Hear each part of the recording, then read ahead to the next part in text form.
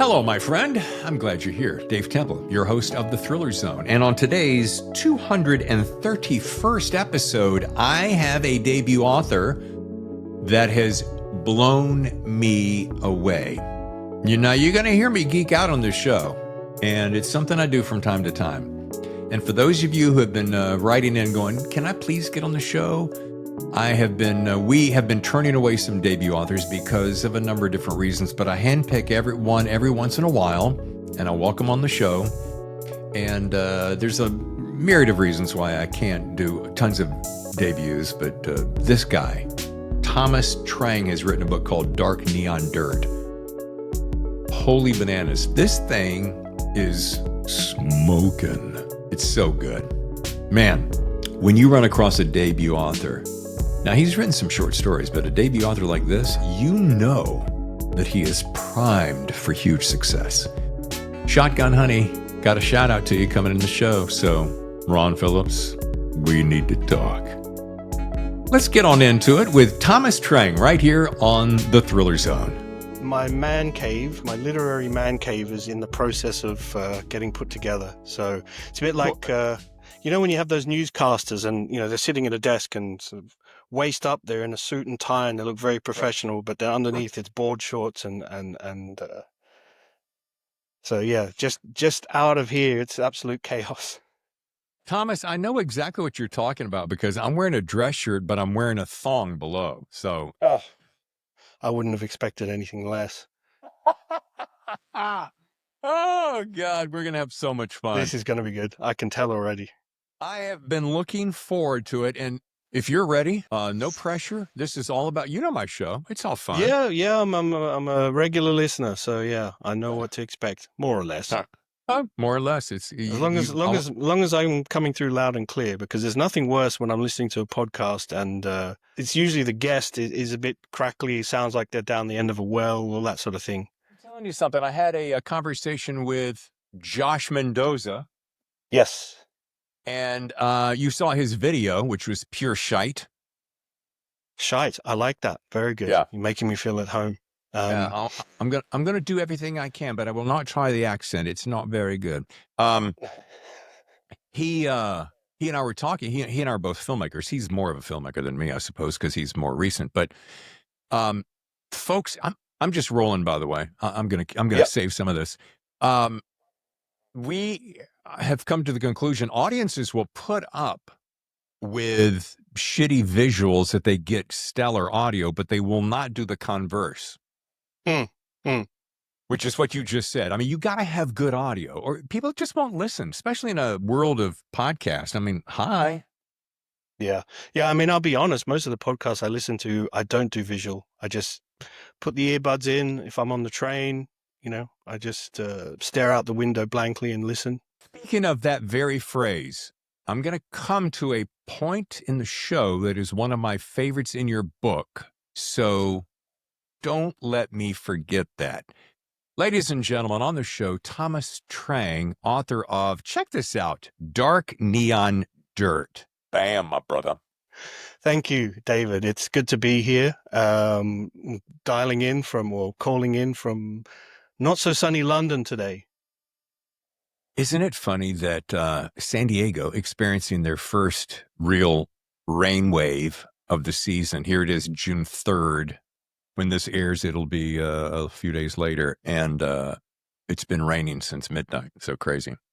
Well, they must have known I was coming on your show, so they wanted me to feel at home. My apologies. No worries. I'm going to start out of the gate with something that you told me earlier in the green room that you were a fan, avid fan. You were listening a lot. Yeah, absolutely. So you know what a fanatic I am for book covers. One of my favorite book covers, probably in the last 6 months, easily. It just smokes. I'm going to share it here. I'm going to get it in more detail, but it just rocks. I don't know who the cats at Shotgun Honey did this, but I want to applaud them. Who did this? Bad Fido? Yeah, that is the, I guess it's the graphic design pseudonym of Ron Phillips, who is the head honcho at Shotgun Honey. I would have said, if you go to shotgunhoney.com, you look at the back catalog, all the covers are great, and obviously mine's no exception. I used to say, I think he's a graphic designer that just started a publishing house just to make covers, but actually, it's not true because if you read the books, they're all great too. But Yeah. he's really good because he doesn't seem to have a definable style. Like you couldn't necessarily look at something and say, "Oh, that's bronze," because he really tailors the covers to the vibe and what's going on in the book. And he's very good about getting feedback from the authors as well. We went back and forth, and I had some different ideas. Thankfully, he ignored most of them because I have to admit, I leave it to the experts. My suggestions were a little bit more. Well, it's called dark neon and dirt. It's got to have neon, and it's got. I had that very well-worn LA neon at night kind of image in my head, and he said, "Oh, that's good, that's great." And then he came back with that, and I said, "You know what? That's even better. it's absolutely perfect because it looks like well, not regular, but you look at it and you say it's a crime novel. It's dark. But there's something to it that just gives it a little bit of an edge. I don't know what it is. I think book covers are a little bit like that definition of pornography. So I can't really tell you what it is, but I know it when I see it. And yeah, that's how that came out. It was really good. It just flat out does not miss. And I want you to introduce me. I should have thought of this earlier. I guess I'm just been overwhelmed. Please introduce me to Ron Phillips because I want him on the show. I geek out about his work. I've had how many authors from Shotgun Honey on the show? Matter of fact, when I was starting the show, I think I had more Shotgun Honey people than anything else. So please introduce us. Tell him I want him on the show. There. Yeah, absolutely. Absolutely. I'm sure he'd be thrilled to do it. Now, I'm going to massacre this, and I'm going to be all over the place because I have so much to say to you, but Phi Fong Tavan. Oh, Fifung Tavan. Yes. Okay, I was kind of close. You were pretty close. Yeah. Okay. Who is that? That is my uncle who passed away about 8-9 years ago, I want to say. And so I dedicated the book to him. That's that's at the top of the book. I love that. And it was just one of those things because and maybe we'll get into this in a bit more detail later. I spent a lot of my teenage years, childhood in Paris, living with various aunts and uncles and so forth there. And he is, he was, my aunt's husband, and he was a big crime guy, as it turns out. Like he used to watch a lot of Miami Vice, a lot of reruns, and think NYPD Blue. He was mad for NYPD Blue when that was on. So I'm maybe aging myself here. Great show. Great show. Yeah, he was a big David Caruso guy. David. More than David Caruso is a David Caruso guy, I think. Is that possible? Well, I don't know how he was with CSI Miami. We never had that discussion. But yeah, when it came time to dedicate the book to someone, it just made perfect sense. And actually, I've had a lot of family members that have picked up the book out of curiosity or to see whether they're mentioned in passing. And when they see that, they're blown away. So yeah, well, it's a nice thing. Good. I'm glad I started there because before I get into the book and what I think about the book, I wanted to get to know you because, quite frankly, folks, if you go search Thomas Trang online, you're not going to find a lot about him. Here's what you get. Thomas Trang is a Vietnamese author currently living in London after stints in Paris, Sydney, New York, and Singapore. That's it.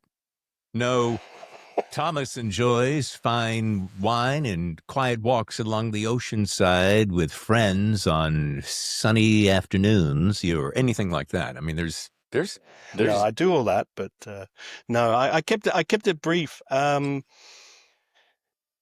don't know why. I think well, you're either modest. Yeah, you're either modest or running from the law. Yeah, it could be both. I've got a couple of writer friends who always joke that they say, "Oh, Trang, he must be a spy," because when you talk to him, I lived here, I live there, and he seems to know a lot about a lot, and you can't really pin him down. And they say, "Oh, what do you do for a day job?" I work in shipping, and they said that's just so vague that can't be real. So yeah, it is. I think sometimes with that sort of stuff, maybe less is more. At least for me.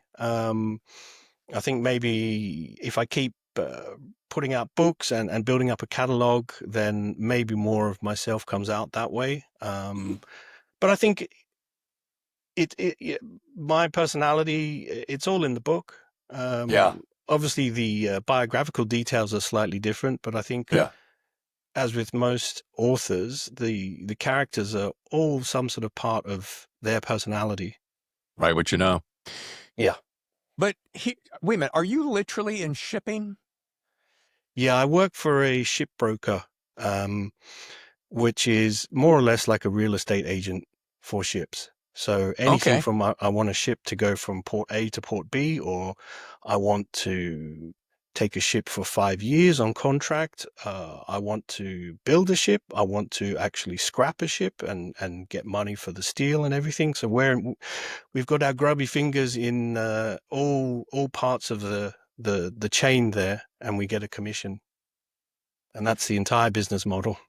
So it begs the question, how does one go from being an employee in the shipping business to writing thrillers? Now, before you answer that, I don't mean that like, well, Dave, do you think because you were a radio announcer, you got to write about radio? I guess what I'm getting at is I don't think I've ever spoken to a writer who is in the shipping business. So there is that first thing. But second of all, I think it's interesting that you would be in a business that's so one side of the brain, and while you're creating your world is one other side of the brain, which is maybe wherein lies the magic. I've always been writing. I think it's probably the other way around. I think the writing and reading has always been there. The shipping is a more recent thing. Previous to that, I was working in oil refining and chemicals and that sort of thing. So that's what I do within the shipping side of things. Um, but yeah, I think you come out of college and you get a job where you can, and I can always write to a certain degree, and so you end up in journalism. But you think, oh, there's no money in journalism, and they said, well, have you tried business journalism, and so on and so forth, and then you end up working at the world's largest shipbroker. So that's and yeah, that's how that came about. But I think it works in a way because my background, I've moved around a lot. I've lived in a lot of different places. So perhaps the global aspect of shipping suits my background and the way I think. That's perfect because you do have a universal appeal, and there's a very large world inside dark neon dirt. So you said something that again was one of my questions. So I'm going to give you a two-parter. How long have you been writing, and who do you suppose has been your biggest influence? Um, well, I guess I've been writing for a very long time, since I was a kid or in high school, but it was never something that I took that seriously, because I think at that age you just write and it's fun. And there's a big difference between writing a novel or writing short stories as a 12, 13-year-old and writing a novel of 80,000 words, 100,000 words. I didn't have the discipline that's required. I mean, who does at 13? Sure. Um, and then it was something that got parked, I guess. I was always a reader. But then, I don't know, maybe 10, 15 years ago, I thought, you know what? Let's give it a real go. And I think the first couple of short stories were terrible. And then, like anything, you just keep working at it, and you read a lot and you learn from reading, and you learn what to do and what not to do.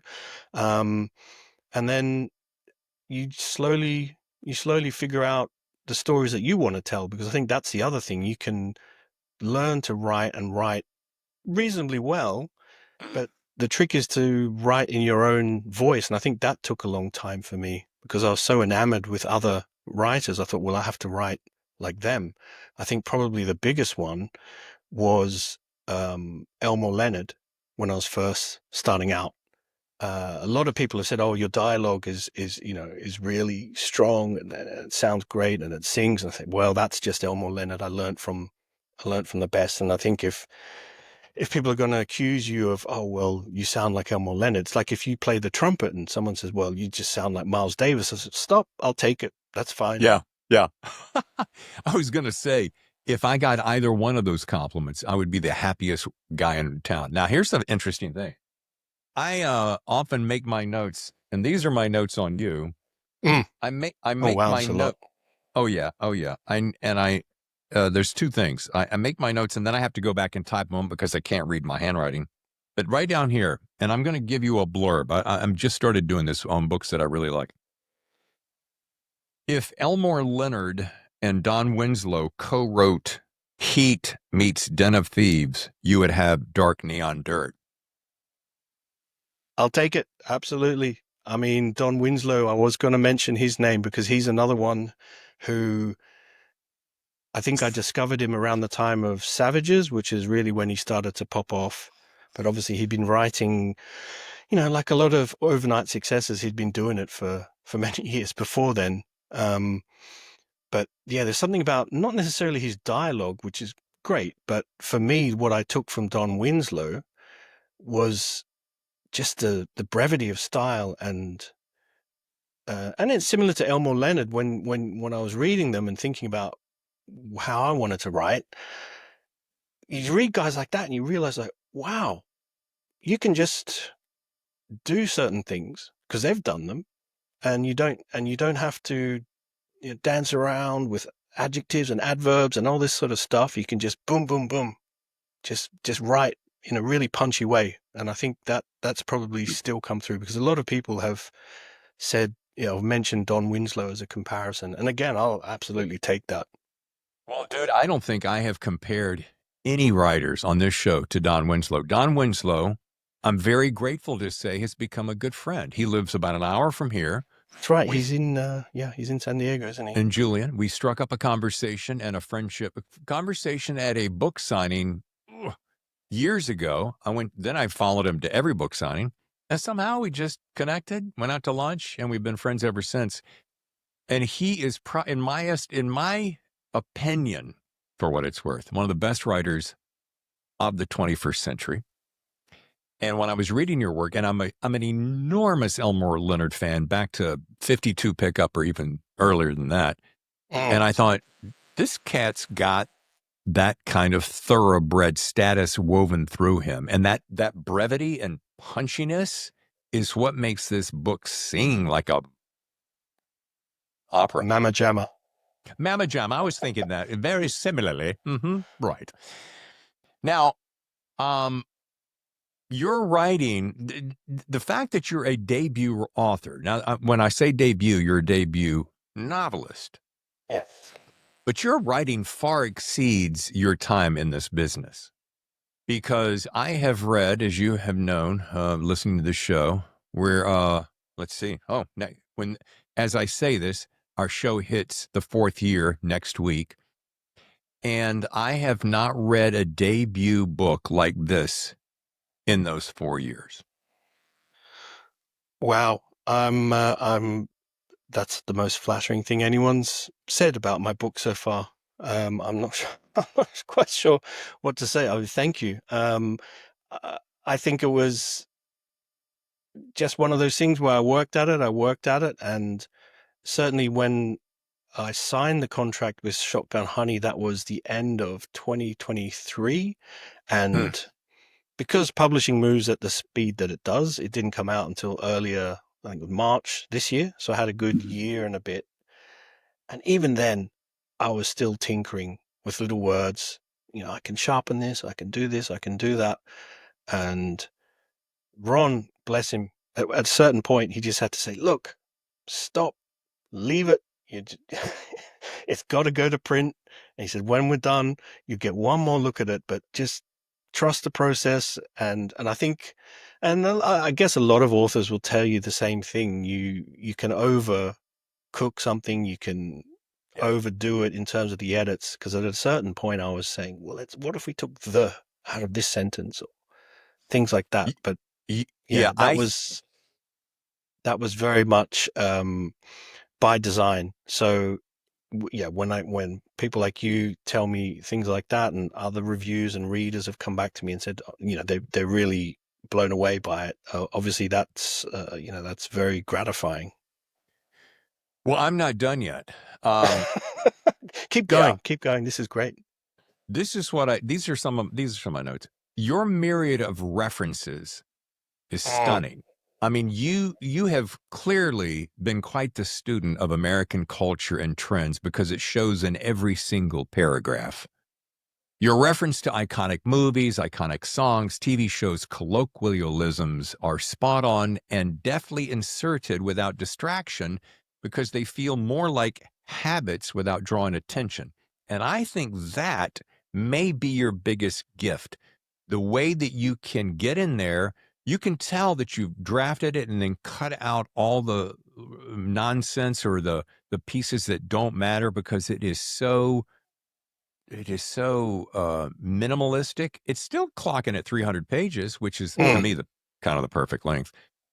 But it is so sparse, but gritty and dark, but then light and heart. I mean, the way you are able to do that juggling, whether you want to say juggle or spin plates, either one works. You do it with such reckless abandon, and I'm just so stinking impressed. Well, thank you. I think that's the magic trick as an author. You want to work really hard at something and have it seem natural or effortless, I suppose. So I know when people and myself and other authors, when someone comes to you and says, "Oh, this book was great. I read it in overnight. I just couldn't put it down." Part of you just thinks, "Oh, that's wonderful," and then another part of you, if you're honest, is, "Oh, I spent sometimes up to years working on that book, and you just dash through it in one night." So it's a bit of a catch-22, I suppose. But I think if people are enjoying it, and I mean, the thing about the references, and a lot of people have mentioned that because, as you can probably tell, I'm not American. Um, but I grew up very much absorbed and drowning in US culture, I suppose.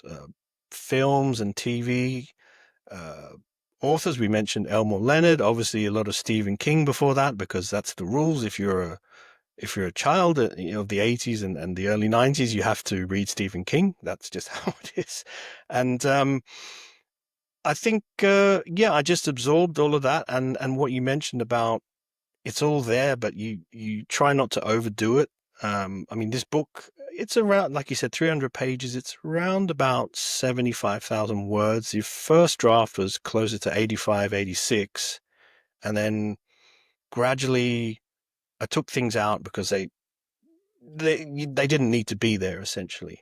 They And it's didn't like push that. it story forward. Yeah. Exactly. It's like that Hemingway iceberg theory. I don't know if you've heard of that, where he talks about, well, you see the tip of the iceberg, but 80, 90, 95% of it is below the surface, and you can't see it, but you know it's there, and you just instinctively know it's there. And he applied that to his writing. He said, if you know enough about what's going on with the characters and the story, you don't have to show everything because it's implicit, and the reader, if they're really following it, will pick up on all of that. So I think that's a similar thing to what I've tried to do.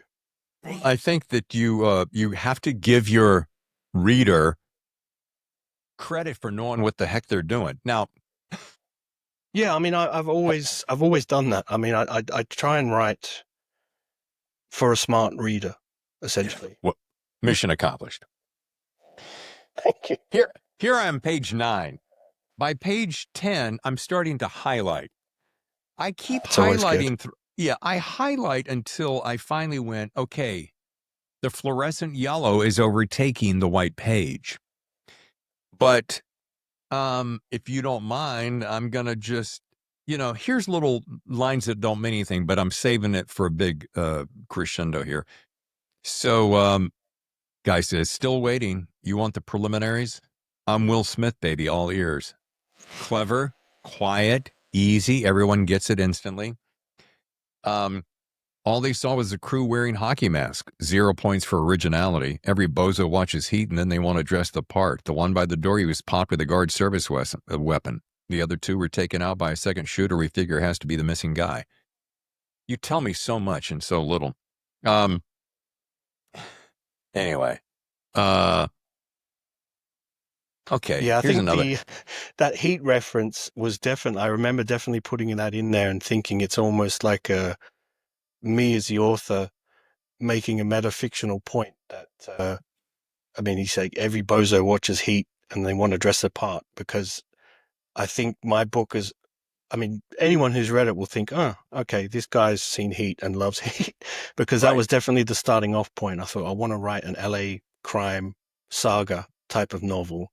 And again, it's like Miles Davis with the trumpet. You just cannot get around Heat when it comes to that sort of story. So rather than pretend that the film Heat does not exist in the world of the book, I tackled it directly. And see, But again, I tried not to overdo it, but it was there.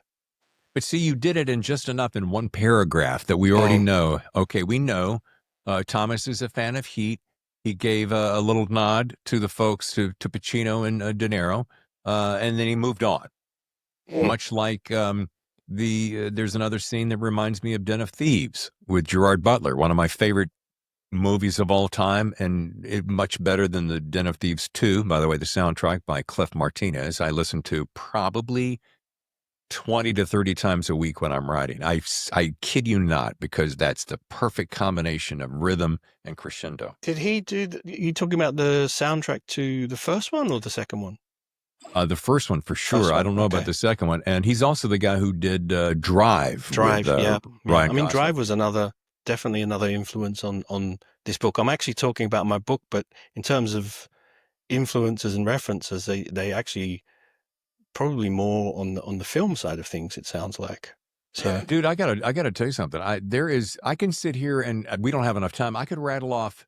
I mean, here's what came to mind. Yeah, Heat, Den of Thieves, 1 and 2, more one than two, Drive, the other Winfrey movie about the preacher. I can't pull it up right now. There's a couple of one. One with Ryan Gosling as the motorcycle rider in the Place circus, Beyond the Pines. Yeah, Place I Beyond the love that Pines. film. Love I that mean, film. this just drips with that noir ambiance. There's a soundbite right there. Yeah. All right, I want to jump to something. Yeah. I had to catch myself stopping, but when I got to a scene, it had just enough, then smattered it with a punch dialogue. In fact, I think dialogue is your mastercraft. I'm going to go to that page. What is it, 163? Folks, listen to this if you'll bear with me as I geek out over my new friend. I'm going to give you more of the paragraph, but there's a line inside here, and I want to see if you catch it. I read this thing 3 times. I had to stop and I go, dang, I like that sentence. That's how geeked out I get. Just outside of San Bernardino, where the suburban sprawl of Los Angeles finally yields to desert, Wynn pulls off the road at a Denny's for some coffee. Inside is the usual mix of people allured by the hot food and bright lights. Families with kids at the table, young couples talking and looking at their phones. Truckers that have grown roots at the counter, bullshitting with a waitress. Others with disintegrating lives and silent stares out the window at the passing traffic, either lost in memory or trying to forget. That sentence right there. Disintegrating lives and silent stares out the window at the passing traffic, either lost in memory or trying to forget. That sentence tells an entire novella. And then it follows up with a habit that I find myself doing constantly. Let me continue. He would always invent stories for the customers to pass the time in a place like this, imaging their lives and situations. Something he's always done on planes, too, fixating on lone cars moving along the road below, wondering if there was someone inside looking up and doing the same. I can't tell you how many times I've been at a cafe, at an airport, at a park, and I see people passing, and I create this whole world of their own. And that must be a writer thing, Yeah. but that was Yeah. so, Yeah. so tasty, Thomas. Yeah. That. Thank you. That. I mean that part is absolutely pulled straight from my head and experience.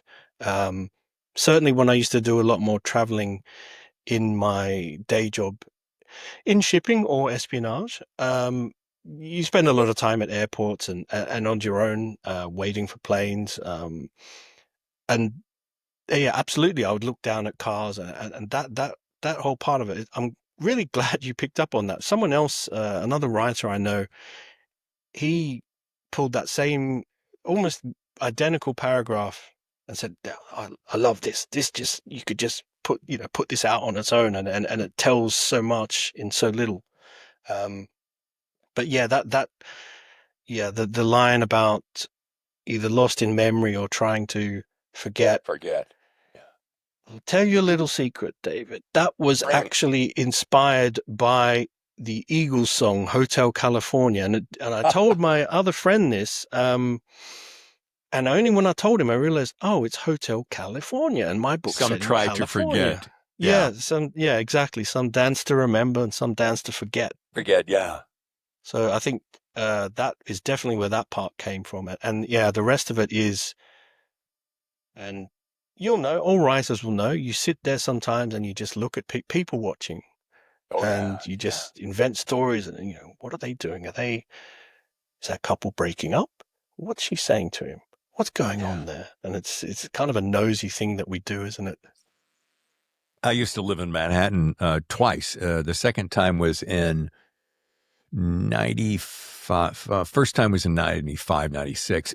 And this one I really started dabbling in writing. I would go to coffee shops and I would be working along, but I would purposely eavesdrop on the folks next to me. And I would pick up bits and pieces because there's two reasons. A, you can learn a lot about dialogue by the way, if you listen to the way people talk, because we speak more in brevity and almost code, a simplicity. We don't fill in all the blanks. So I love that. It's a great education. Also, it feeds ideas that I can then weave into my story. I'm not stealing their ideas. I'm not eavesdropping to, retain information. I'm just listening for patterns. I'm a big pattern guy. I don't know why my brain is wired that way, to listen for patterns and see it. But don't you find yourself doing the same thing with homework? All the time. It's very much like you say, you don't necessarily lift these conversations wholesale, but you'll hear certain things and the rhythms of speech, and it'll jumpstart something of your own imagination. My wife is a big eavesdropper as well. She absolutely loves it. I don't think she'll mind me saying this. And then, I remember once we were on the Eurostar, it's got to be 15 years ago, and we listened to some lady who was, I think, talk about disintegrating lives, and the way she was talking to her husband about, I felt bad even listening to this, but they weren't being quiet about it, shall we say. And even to this day, it's one of those little in-jokes that couples have. We'll reference that one conversation and about this woman who was from Albuquerque, New Mexico. I can't believe I still remember this. But yeah, there's always little things like that, the nuances. I think with the dialogue, other than the cultural references and all that stuff which you highlighted before, there's always, part of me always really works on the rhythm of the sentences, almost as if they're music in a way. So you can add words, remove words, and it will change the whole flow. And I think that also ties into character as well, because the way someone will say something is not the way I would say a certain thing is not the way that you would say a certain thing. And that really helps to build the characters, because I think for me, especially with all fiction, but if we're talking about crime and thrillers, I'm a firm believer that it's character, because the plot is the plot. And for me, it's almost like just a scaffolding to get from one page to the next. And I worked very briefly at a nonfiction publishing house many years ago, and one of their big titles was 7 Basic Plots, I think it was called. And the argument is, as you can imagine, that there are only 7 stories essentially, and all stories since the dawn of time are some version of one of those 7 plots. I can't remember. It's the hero goes on a journey, or a stranger comes to town, and a couple of other things. And everything from Star Wars to Citizen Kane, you know, it fits into one of those seven archetypes, I suppose. So I I think the wish trick is to differentiate yourself within that sandbox or within that plot, and I think you do that with character. I wish I could impress you and pull up that reference. And I know the minute we hang up, I'm going to recall it. It's like Aristotle or Joseph Campbell or something. But we're Mm. both tracking the same thing. And I love that idea. And it's not much different. And I've only been studying this recently. And I had a conversation with a friend recently. We're talking about the prolific audience for romance. And when you look at romance, you know, boy meets girl or boy meets boy or girl meets girl or whatever that thing is. But there's like about what, 9, maybe 10 tropes. And they all stories are just basically moving in and around those tropes. And it's much like what you're saying. But I'm Mm. telling you, Thomas, you friggin' nailed it. You nailed it. This is my favorite debut book easily of this year. It's going to be in the top 3, at least, of since I've started the show, and we're about to hit 4 years in 1 week. Wow, thank you very much. And I know how many books you read, so that is very high praise. Thank you very much. I'm a bit speechless, actually. Well, and I mean it with all sincerity. I really try to keep I don't try to be verbose or, you know, silly, because when I read a book that I go, I mean, I remember let me see, let me do this. Wednesday's quiet. He doesn't look like much. And now the 2 guys sitting across the table are wondering if he's ready to take down an armored truck. You could stop right there and go, okay, what is about to happen? And then it just gets better and better and better. And I love the way that you have this. It's like I thought of tennis. It's like you're volleying back between Thomas and Wynn. You're going back and forth, and it's 2 different uh, POVs. And I didn't even know I liked that style so much until I've read a couple of other books, but this one really jumps out at me. Like, so you get his viewpoint of his world. And of course, this guy and the world around him involves that. But then you get this voice of this guy and his world. And it's so deftly done. Thank you. Yeah, I think it's always tricky to pull those types of stories. I've got a writer friend who calls it an arrow book or an arrow structure, where you have the 2 plots kind of running parallel, but then starting to converge. And I mean, without any spoilers for my book, once they meet, and I've had a couple of readers get in touch with me and said, "Oh, that one chapter where it becomes," I'm trying very hard not to spoil it, but once they essentially converge, they said, "Oh wow, that was the bit, that was the part of the book where I just fist pumped, and that was it for them." And that was definitely by design from me. So It goes into booster rockets at that point. You know, Mm. you kind of know it's coming, but that scene where they happen upon one another, we'll leave it at that. And I'm like, oh shit, here we go. And then it's like off to the friggin' races. And I Mm. cannot say enough. As we get to wrap, because we're going to have to bounce here, we're a little bit over time, but I want to know what's in the works next. Is there a sequel? Is there a different spin? Is there a TV series? Is there a film? Talk to me, Thomas.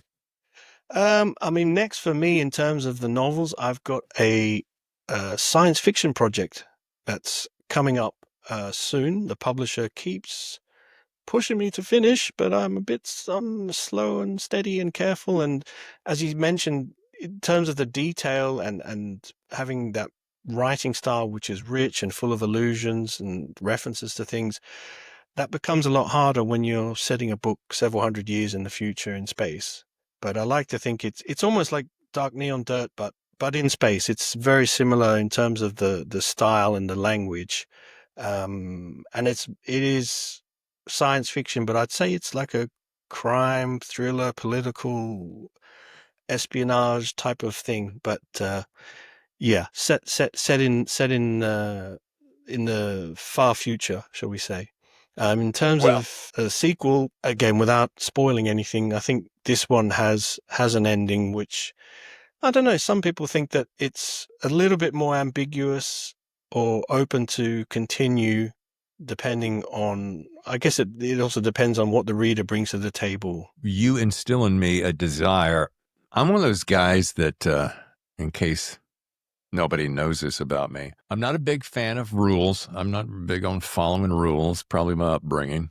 I never would And have guessed. yeah. And I'm an entrepreneur by spirit, but not by bank account, because if it was by bank account, there's about a half dozen books I've read this year that I would grab, snag the rights to, and then do everything I could to put it into development as either a TV series or a film, because I am, as you know, a filmmaker, a closet filmmaker. I mean, I Mm. have done a film in the past. God, I'd love to get my hands on this, and if I could afford it, I would buy the rights.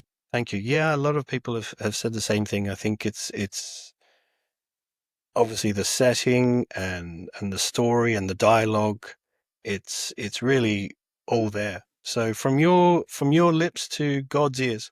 Yes, may she listen closely.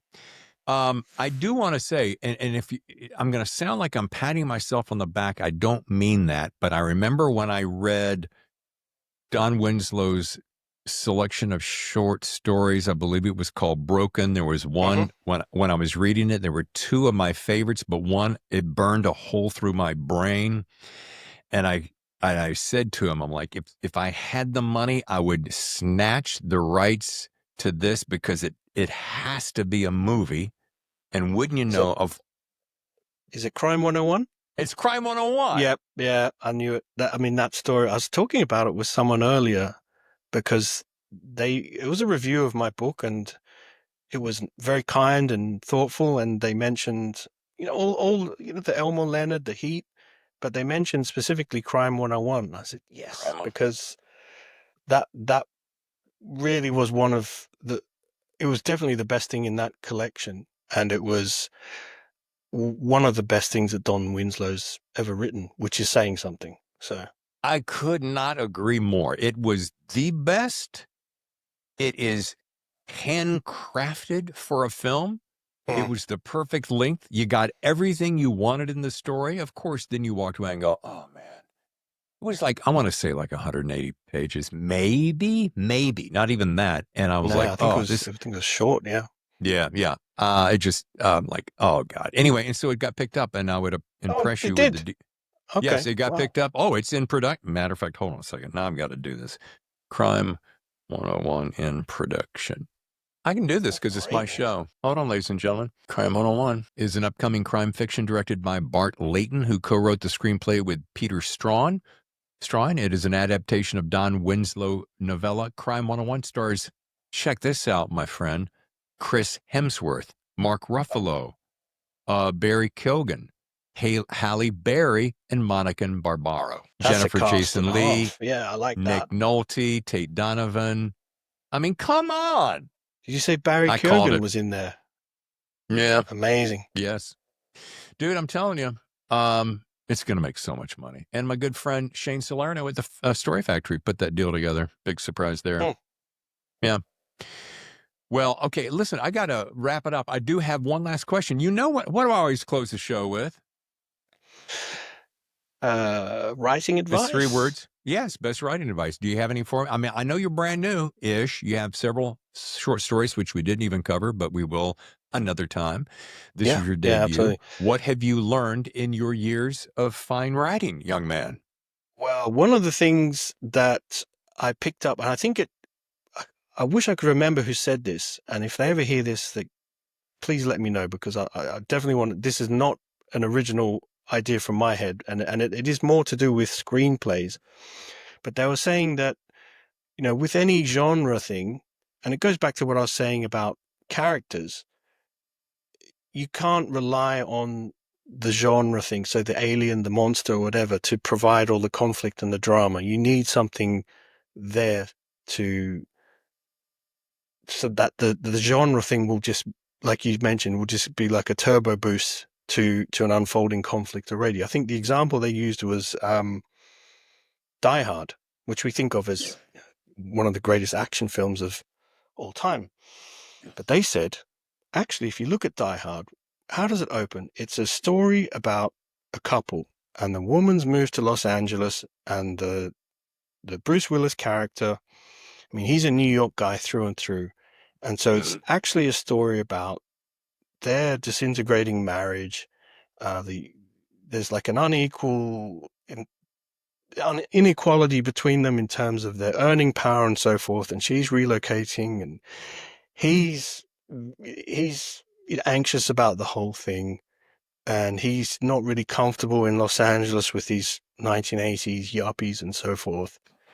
And so you think, right, it's a in just in that encapsulated bit, it's a conflict about, marital drama. But then Hans Gruber shows up, and boom, we're in Die Hard. And I think, you can apply that to a lot of other action films. If they're successful, there's always something else that is there before the terrorist or the alien or whatever shows up to kick the story up a notch. So I think that's always, it's certainly advice that I always tell myself. I think with my book, it's slightly different because it opens with a bang, but then you have to gradually filter in the characters and why we should care about them and why we should feel invested in them as the story goes along. So I think that's probably the one thing, especially if you're writing crime fiction or thrillers. And again, it goes back to that thing about, well, there's only so many amount of plots. So, you have to do something to help your book stand out. And I think that's probably it. Well, you said a magic piece right there. It's all about the characters. If I am involved and engaged, I can be for or against.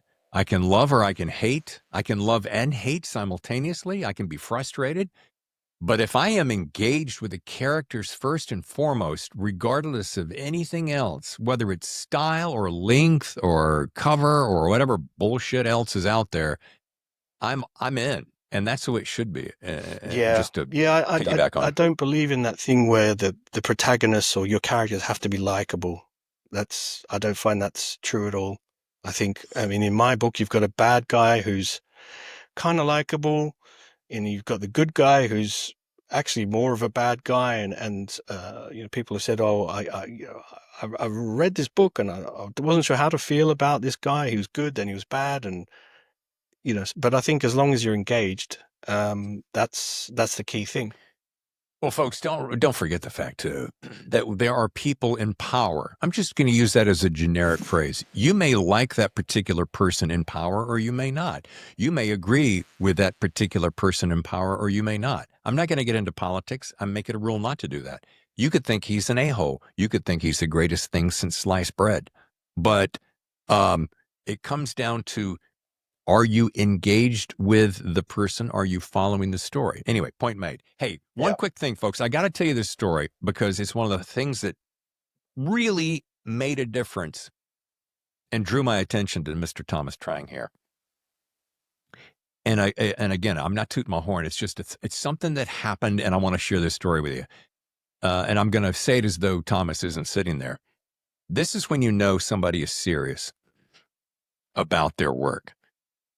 So I got the book, I started reading, I knew I was in, I went to his website, I found the website, it was a piece of shite. It was just crap. Guilty as charged.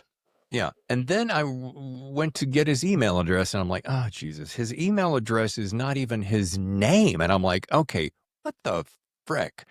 So, unbeknownst to him, and I took a chance on doing this, because he could look and be, who do you think you are, Temple? But I wrote him an email. I carved out a bit of time on my weekend to do this. And I'm like, hey, Thomas, I know we don't know each other. You're going to be on the show. Just a couple of things. Your website sucks. And then I said, hey, here's a website company I just learned about. It's not expensive. You can build it in a flash, literally, and not flash code, but flash fast. And P.S., get rid of that friggin' email that sends you to your publisher. No, it's not Shotgun Honey, it's somebody else. And here's a suggestion. Folks, not only did he rebuild the website, sign up an email account. He did it in 24 hours. The next day, he said, hey, check this out. Boom, it was done. I was so impressed with that because a lot of times people ask me advice. David, what kind of microphone do I need? What kind of light do I need? You know, how do I get a piece of equipment to make myself sound better or whatever? And I'll send there, I'll spend notes and an hour crafting stuff, and they'll never do anything. But the fact that you took that advice, did it, just told me so much about you. So all of that is to say kudos to you, not to me, but to you. Thank you. No, I mean, it's, I'm always willing to listen to advice. It doesn't necessarily mean I'll follow it, but I knew the website that I had wasn't the greatest. It's not my area of expertise. Obviously, I'm a writer. I'm not a web designer or a marketer or any of that stuff. And I think certainly until I was a published author, I just, I'll worry about that. You know, I'll cross that bridge when I come to it. And then, wouldn't you know, I came to the bridge and I was still on the same shitty website. And you said, look, and you were very polite, more than you needed to be. You said,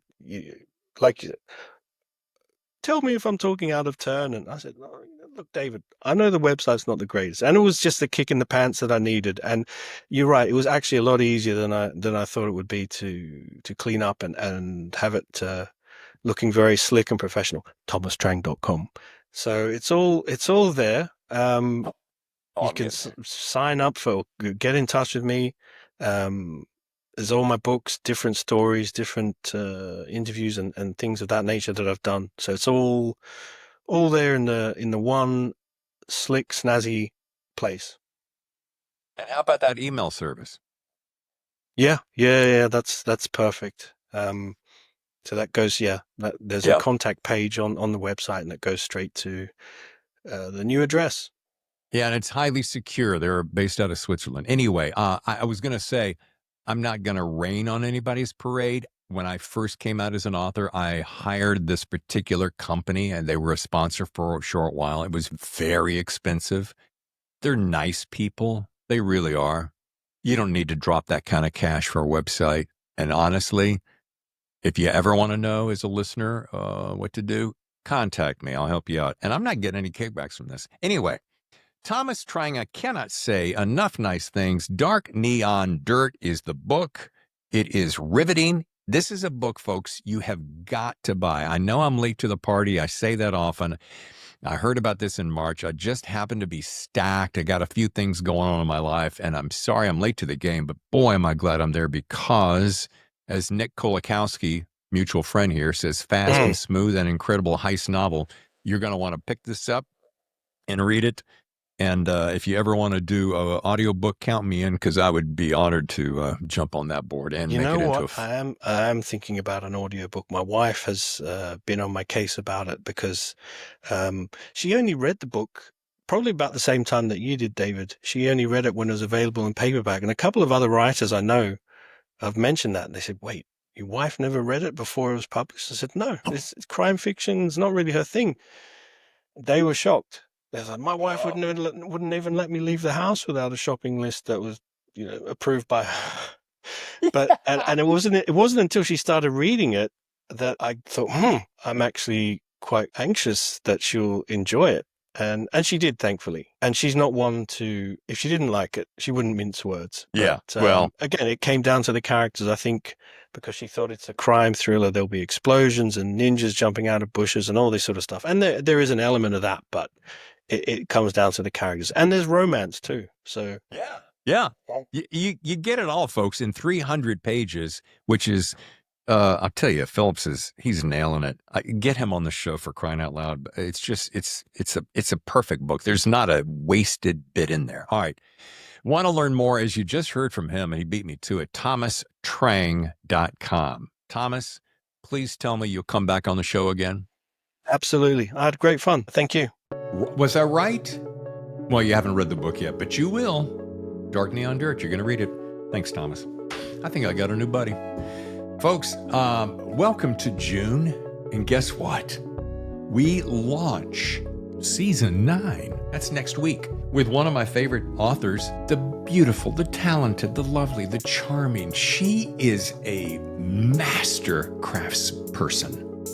Megan Abbott, Eldorado Drive. Wow. Did you read The Turnout? Did you read any of her stuff? People cannot say enough nice things. Me either.